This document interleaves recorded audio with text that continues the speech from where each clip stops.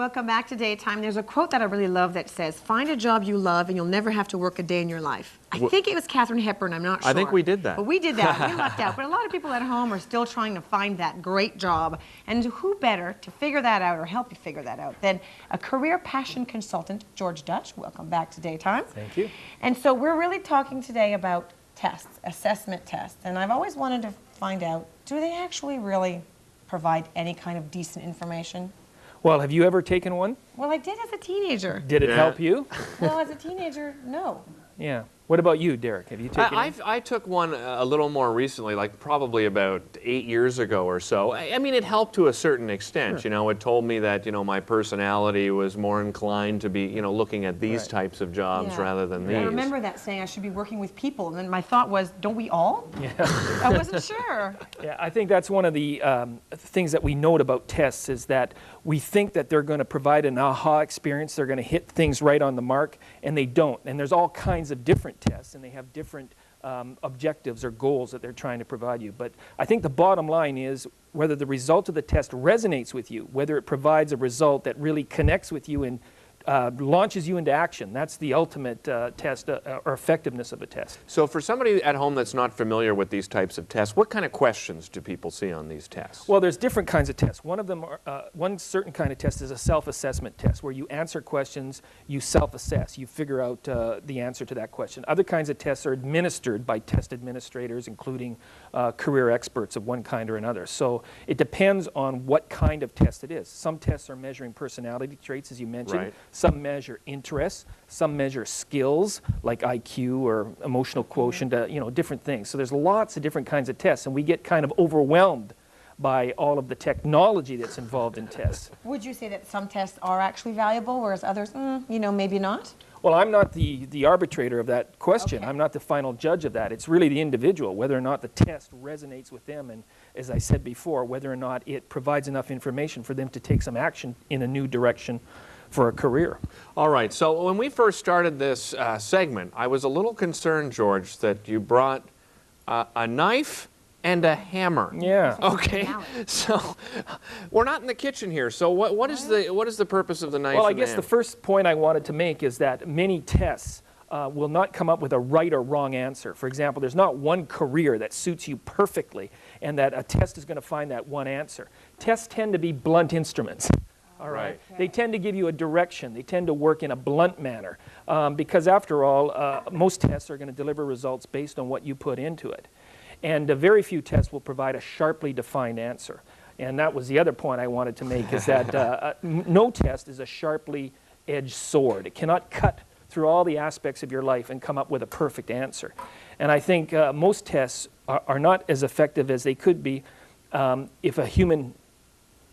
if the human element isn't involved. I think we need a person who's skilled and has some talent in terms of analyzing and assessing the facts and people and events of your story to come up with a better answer. And really that person is what provides the strong edge element to the testing or assessment process. So if I call you, we could have sort of a test, but a verbal one, where you could ask me all of the right questions? That might be one approach where I would spend, you know, maybe several hours with you asking you questions and getting you more to tell me stories, especially about times in your life when you're doing what you enjoy most and doing it well, so that those could be deeply analyzed for the kinds of key success factors you have. And then those could be matched up with the kinds of jobs that will recognize and reward you for those, and also job titles.